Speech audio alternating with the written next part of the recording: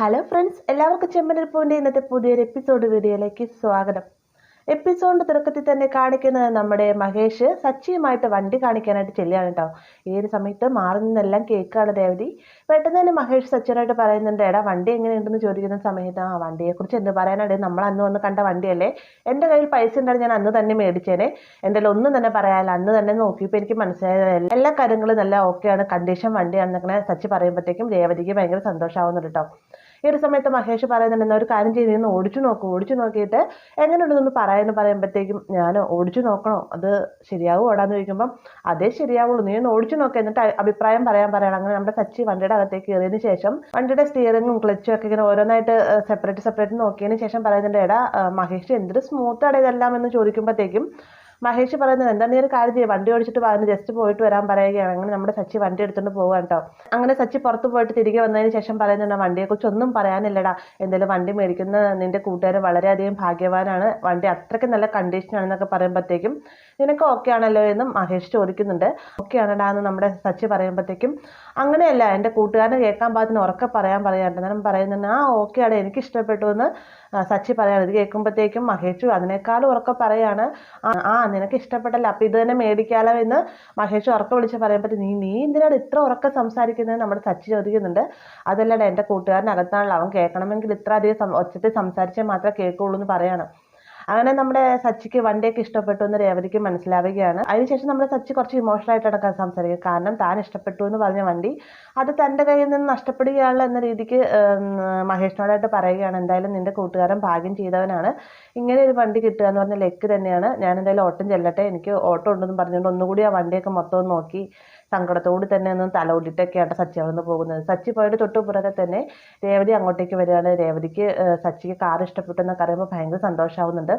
ഈ ഒരു സമയത്ത് മഹേഷ് പറയുന്നുണ്ട്, രേവതി എന്നൊരു കാര്യം ചെയ്യാം, അവനെ വിളിച്ചിട്ട് നമുക്ക് ഇങ്ങോട്ട് വരാം, എന്നിട്ട് സർപ്രൈസ് ആയിട്ട് തന്നെ ഇത് നമുക്ക് കൊടുക്കാം എന്നൊക്കെ പറയുമ്പോഴത്തേക്ക്, ഇങ്ങനെയല്ല മഹേഷ് ഏട്ടാ, ഇതിലും വലിയൊരു സർപ്രൈസ് ആയിട്ടാണ് കൊടുക്കുന്നത്, ഞാൻ സച്ചേട്ടനെ കൂട്ടിക്കൊണ്ട് അമ്പലത്തിലേക്ക് വരാം. ആ ഒരു സമയത്ത് മഹേഷ് ഏട്ടൻ ഈ ഒരു കാറുമായിട്ട് അവിടെ എത്തിയാൽ മതി എന്നൊക്കെ പറയുകയാണ്. പിന്നീട് കാണിക്കുന്നത് രേവതി എന്ന് വിളിച്ചുകൊണ്ട് വരുന്ന സച്ചിയാണ്. എന്നിട്ട് ചോദിക്കുന്നത്, നീ എന്തിനാ ഇന്ന് നേരത്തെ വരാൻ പറഞ്ഞതെന്ന് ചോദിക്കുമ്പോഴത്തേക്കും, എനിക്കൊരു സ്ഥലം വരെ പോകാനുണ്ടെന്ന് പറയുകയാണ്. അപ്പോൾ സച്ചി ചോദിക്കുകയാണ്, എൻ്റെ ഓട്ടം ക്യാൻസൽ ചെയ്തിട്ട് വേണം നിന്നെയും കൊണ്ട് ഞാൻ പോകാല്ലേ, നിന്നെ ഇങ്ങോട്ട് പോയി കഴിഞ്ഞാൽ എനിക്ക് ഒന്നും കിട്ടാൻ പോകുന്നില്ല, മര്യാദയ്ക്ക് ഒരു ഓട്ടം കിട്ടിയതായിരുന്നെങ്കിൽ സച്ചി ചുമ്മാ തമാശ രൂപേണ പറയുകയാണ്.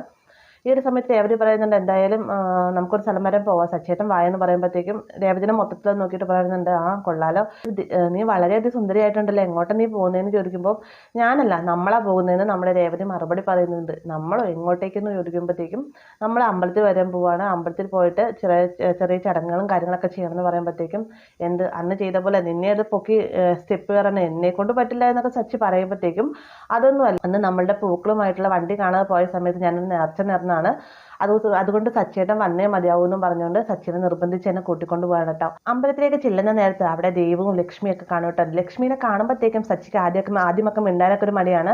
പെട്ടെന്ന് ലക്ഷ്മി വന്നിട്ട്, എന്നാ ഉണ്ട് മോനെ സച്ചി വിശേഷം, സുഖം തന്നെയല്ലേ എന്നൊക്കെ ചോദിക്കുമ്പോഴത്തേക്കും, കുഴപ്പമില്ല അമ്മേന്ന് നമ്മുടെ സച്ചി മറുപടി പറയുമ്പോഴത്തേക്കും, നേരത്തെ പ്രശ്നങ്ങളൊന്നും മനസ്സിൽ വെച്ചുകൊണ്ടിരിക്കേണ്ട, അന്നത്തെ ദേഷ്യത്തിന് പറഞ്ഞാണ് മോൻ വീട്ടിലേക്കൊക്കെ വരണമെന്ന് ലക്ഷ്മി പറയുകയാണ്. സച്ചി ഞാൻ വരാമെന്ന് സമ്മതം മൂളുന്നുണ്ട് കേട്ടോ.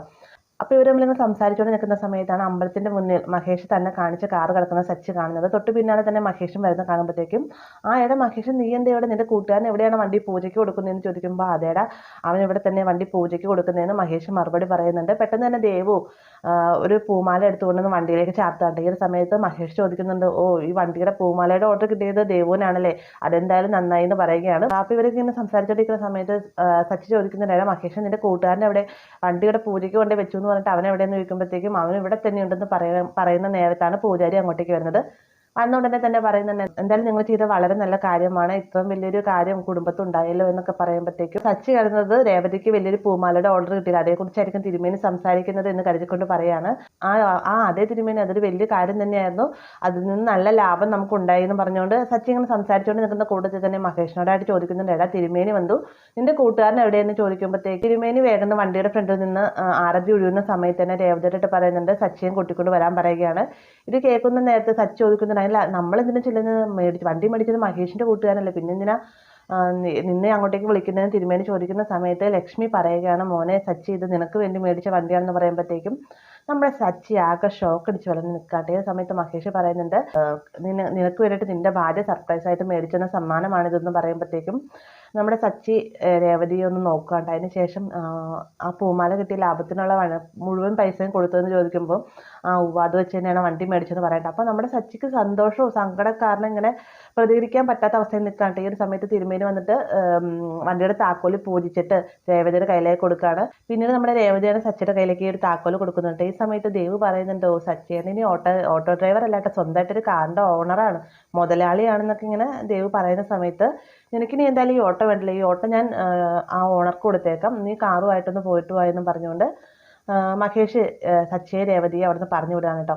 അങ്ങനെ ഇരുവരുടെ വണ്ടിയിൽ കയറുന്ന സമയത്തും നമ്മുടെ സച്ചി എന്താ കാരണം താൻ ആഗ്രഹിച്ച വണ്ടി തന്നിൽ നിന്ന് നഷ്ടപ്പെട്ടു പോവുകയായിരുന്നു എന്നൊക്കെ ചിന്തിച്ചുകൊണ്ടിരുന്ന മൈൻഡിൽ നിന്ന് തനിക്ക് പ്രതീക്ഷിക്കാതെ കിട്ടിയതുകൊണ്ടുള്ള ആ ഒരു ഷോക്കിലാണ് സച്ചി. അതുകൊണ്ട് തന്നെ സച്ചി പ്രത്യേകിച്ച് രേവതി ചോദിക്കുന്നതിന് മാത്രം മറുപടി പ്രത്യേകിച്ച് ഒന്നും തന്നെ പറയുന്നില്ല. ഈ സമയത്ത് രേവതി പറയുന്നുണ്ട്, ഇതെന്താ ഇന്ന് മഴക്കാറുണ്ടോ എന്ന് ചോദിക്കുന്ന സമയത്ത് എന്താ നീ അങ്ങനെ ചോദിച്ചത്, മഴക്കാറൊന്നും ഇല്ലല്ലോ എന്ന് സച്ചി മറുപടി പറയുന്നുണ്ട്. അതല്ല, നിങ്ങൾ പ്രത്യേകിച്ച് ഒന്നും പറയുന്നില്ല, ഞാനല്ലേ ചോദിച്ചുകൊണ്ടിരിക്കുന്നുള്ളൂ, ഞാൻ ചോദിക്കുന്നതിന് മാത്രമല്ല നിങ്ങൾ മറുപടി പറയുന്നുള്ളൂ എന്ന് രേവതി ചോദിക്കുന്നുണ്ട്. ഈ സമയത്ത് സച്ചി പറയണം, അല്ല ഞാനിത് പറയാനോ രേവതി, നിനക്ക് കിട്ടിയ പൈസ മുഴുവൻ ഇതിലേക്ക് ചിലവാക്കണ്ടായിരുന്നു, നിനക്ക് വേണ്ടിയിട്ട് എന്തെങ്കിലും മേടിക്കാമായിരുന്നു എന്നൊക്കെ സച്ചി പറയുന്ന സമയത്ത് സച്ചേന് മേടിച്ചു കഴിഞ്ഞാൽ അത് എനിക്ക് മേടിക്കുന്നതിന് തുല്യമാണ്, സച്ചേന് എന്ത് സന്തോഷമുള്ള കാര്യങ്ങൾ ചെയ്താലും അതിൻ്റെ ഇരട്ടി സന്തോഷം ലഭിക്കുന്നത് എനിക്കാണെന്നൊക്കെ രേവതി പറയുമ്പോഴത്തേക്കും സച്ചി കുറച്ചും കൂടെ ഒരു സന്തോഷം കൂടി വരേണ്ട. കാരണം തന്നെ മനസ്സിലാക്കുന്ന ഒരു ഭാര്യയെ തന്നെയാണ് തനിക്ക് കിട്ടിയിരിക്കുന്നതെന്ന് ഓർത്തുകൊണ്ട് അങ്ങനെ കുറച്ച് ദൂരം വണ്ടി ഓടിച്ചിട്ടിരുന്ന സമയത്ത് സച്ചി പറയുന്നുണ്ട്, എനിക്ക് വേണ്ടി ഇത്രയും വലിയൊരു സർപ്രൈസ് നീ ചെയ്തില്ല, അപ്പോൾ നിനക്ക് വേണ്ടിയിട്ട് ഞാൻ എന്തെങ്കിലുമൊക്കെ ഒന്ന് മേടിച്ചു തരണ്ടേന്നും പറഞ്ഞുകൊണ്ട് കുറച്ച് ഫ്രണ്ടിലേക്ക് കയറുന്നതിന് ശേഷം ഒരു പൂക്കടയ്ക്ക് ഫ്രണ്ടിലായിട്ട് വണ്ടി നിർത്തേണ്ട. അവിടെ നിന്ന് ചെന്നതിന് ശേഷം ചേച്ചി മുല്ലപ്പൂവിന് എത്രയെന്ന് ചോദിക്കുന്ന സമയത്ത് മുഴത്തിന് ഇത്ര രൂപയാണെന്ന് അവർ മറുപടി പറയുന്നുണ്ട്. ഈ ഒരു സമയം സച്ചി പറയുന്നുണ്ട്, ഇനി പഴക്കമൊന്നും വേണ്ട, അത് മുഴുവൻ തന്നേക്കുന്നു പറഞ്ഞുകൊണ്ട് ഒരു കയ്യിലെടുത്ത് വെച്ചിരിക്കുന്ന ആ മുഴുവൻ പൂക്കൾ സച്ചി മേടിക്കണം. ഈ ഒരു കാഴ്ച കണ്ട് രേവതി വന്നിട്ട് ചോദിക്കുന്നുണ്ട്, ഇതെന്താ സച്ചിയായിട്ട് ഇത്രയും പൂക്കളെന്ന് ചോദിക്കുമ്പോൾ ഇത് മുഴുവൻ നിനക്കുള്ള, നിന്റെ തല നിറച്ചും മുല്ലപ്പൂരിക്കും, നിനക്ക് ഫുള്ളും ഇന്നും നല്ല മണവും ഉണ്ടായിരിക്കും, നിന്നെ കാണാൻ വളരെയധികം സുന്ദരിയായിരിക്കും, നീ സുന്ദരി തന്നെയാണ്, പക്ഷേ പൂക്കളും കൂടെ ഒക്കെ കുത്തി വരുമ്പോഴത്തേക്ക് വളരെയധികം സൗന്ദര്യം നിനക്ക് ഉണ്ടാവണം എന്നൊക്കെ ഇങ്ങനെ പറഞ്ഞുകൊണ്ട് നമ്മുടെ സച്ചി തന്നെയാണ് രേവതിയുടെ തലയിൽ നല്ല ഭംഗിയായിട്ട് മുല്ലപ്പൂ കുത്തി കൊടുക്കുന്നത് കേട്ടോ. ഈ ഒരു സമയത്ത് രേവതി ഇത് കണ്ടിട്ട് ശരിക്കും പൂക്കളയിലെ പൂക്കൾ മുഴുക്ക എൻ്റെ തലയിലുണ്ടല്ലോ സച്ചിയായിട്ടാണ് ഇങ്ങനെ രേവതി ചുമ്മാ തമാശയൊക്കെ പറയുന്നുണ്ട്. അതിനുശേഷം വണ്ടിയിൽ യാത്ര ചെയ്യുന്ന സമയത്ത് സച്ചി രേവതിയോട് ചോദിക്കുന്നുണ്ട്, അല്ല എനിക്ക് ഇങ്ങനെ ഒരു വണ്ടി സർപ്രൈസ് ആയിട്ട് മേടിച്ചു തരാൻ എൻ്റെ കാരണം ചോദിക്കുമ്പോൾ എനിക്ക് എന്ത് കാരണം കൊണ്ടാണ് സച്ചിയേട്ടൻ പൂക്കളെ കെട്ടിത്തന്നതെന്ന് ചോദിക്കുകയാണ് കേട്ടോ ഈ സമയത്ത് രേവതി. അത് പിന്നെ പ്രത്യേകിച്ച് ഒരു കാരണമില്ല എന്ന് സച്ചി പറയുന്ന സമയത്ത് ഒന്നുമില്ല എന്ന് രേവതി ചോദിക്കുമ്പോഴത്തേക്ക് ഇല്ലാതില്ല ഉണ്ട് എന്ന് പറയുകയാണ് സച്ചി. ആ ഒരു കാരണം തന്നെയാണ് ഞാൻ സച്ചിന് കാറ് മേടിച്ചു തന്നതെന്ന് രേവതി മറുപടിയും പറയാം കേട്ടോ. ഈ ഒരു സമയത്ത് സച്ചി പറയുന്നുണ്ട്, എൻ്റെ ഭാര്യ എനിക്കായി സർപ്രൈസ് നൽകിയ ഈ ഒരു കാര്യം ഞാൻ എല്ലാവരും തന്നെ കാണിച്ചു കൊടുക്കുമെന്നും പറഞ്ഞുകൊണ്ട് നേരെ ചെല്ലുന്നത് കാർ സ്റ്റാൻഡിലേക്കാണ്. എന്നാൽ സച്ചി കാർ സ്റ്റാൻഡിൽ നിന്ന് ചെന്നിറങ്ങിയതിന് ശേഷം എല്ലാവരും പറയുന്നത് എനിക്ക് രേവതി മേടിച്ചെന്ന് വണ്ടിയാണെന്ന് പറയുമ്പോഴത്തേക്ക് എല്ലാവരും കൂടെ ഒരുമിച്ച് പറയുകയാണ്, ഇത് ഞങ്ങൾ അറിഞ്ഞു എന്ന് പറയുമ്പോഴത്തേക്ക് സച്ചി വേഗം രേവതിയെ നോക്കാം കേട്ടോ. രേവതി എന്നാൽ ചമ്മലോട് കൂടി തന്നെ താഴത്തേക്ക് മുഖം നോക്കുകയാണ്. പെട്ടെന്ന് തന്നെ അങ്ങോട്ടേക്ക് സ്റ്റിക്കർ വർക്കുകാരൻ വരിക കേട്ടോ. അദ്ദേഹത്തെ കാണുന്ന സമയത്ത് മഹേഷ് ചോദിക്കുന്നുണ്ട്, ഇതെന്താ ഇവരെ വിളിച്ച് വരുത്തിയെന്ന് ചോദിക്കുമ്പോൾ അല്ലടാ രേവതി എനിക്ക് മേടിച്ചെന്ന വണ്ടിയല്ലേ ഇത്, അതുകൊണ്ട് തന്നെ ഈ വണ്ടിയിൽ ഞാൻ രേവതി എന്ന് പേര് എഴുതി ഒട്ടിക്കാനായിട്ട് ഇദ്ദേഹത്തെ വിളിച്ചു വരുത്തുകയാണെന്ന് പറയാം കേട്ടോ. അപ്പോൾ തന്നെ മഹേഷും ബാക്കിയുള്ളവരും പറഞ്ഞു അതെന്തായാലും നല്ല കാര്യമായി എന്ന് പറയുമ്പോഴത്തേക്കും രേവതി പറയുക അതൊന്നും വേണ്ട, വേണേൽ സച്ചിൻ്റെ പേര് എഴുതി ഒട്ടിച്ചു, അല്ലാതെ എൻ്റെ പേര് എഴുതി ഒട്ടിക്കൊന്നും വേണ്ട എന്ന് പറയുന്ന സമയത്ത് അതെങ്ങനെ ശരിയാവും, വണ്ടി മേടിച്ചൊന്നും നീയല്ല, അതുകൊണ്ട് നിന്റെ പേര് തന്നെ ഞാൻ ഒട്ടിക്കുമെന്ന് സച്ചി പറയുന്നുണ്ട്. വേഗം തന്നെ മഹേഷ് പറയണം ഇനി വഴക്കൊന്നും വേണ്ട, രണ്ടുപേരുടെ പേര് ചേർത്തം ഒട്ടിക്കാൻ പറയാണ് കേട്ടോ. അതെന്തായാലും നല്ല കാര്യം, അപ്പം നമുക്ക് അങ്ങനെ തന്നെ എഴുതാമെന്നും പറഞ്ഞുകൊണ്ട് നമ്മുടെ സച്ചി വണ്ടിയിൽ സ്റ്റിക്കറൊക്കെ വെച്ച് പേരൊക്കെ എഴുതി ഒട്ടിക്കുന്നൊക്കെ ഉണ്ട്. അതിനുശേഷം തിരികെ വീട്ടിലേക്ക് ചെല്ലുകയാണ്. എല്ലാവരോടുമായിട്ട് ഈ ഒരു വിവരം പറയുന്നതിന് വേണ്ടിയിട്ട് ആ ഒരു ഭാഗത്തോട് കൂടിയിട്ടാണ് ഇന്നത്തെ എപ്പിസോഡ് അവസാനിക്കുന്നത്. അപ്പോൾ ഇത്രയും ഞാൻ പറഞ്ഞത് സിറകടിക്ക് മാസയിലെ ഭാഗമാണ്. ഇന്നത്തെ എപ്പിസോഡ് ഇതുവരെ നിലവിൽ വന്നിട്ടില്ല. വീഡിയോ ഇഷ്ടമായെങ്കിൽ ലൈക്ക് ചെയ്യാനും കൂടെ ചാനൽ സബ്സ്ക്രൈബ് ചെയ്യാനും മറക്കരുത്.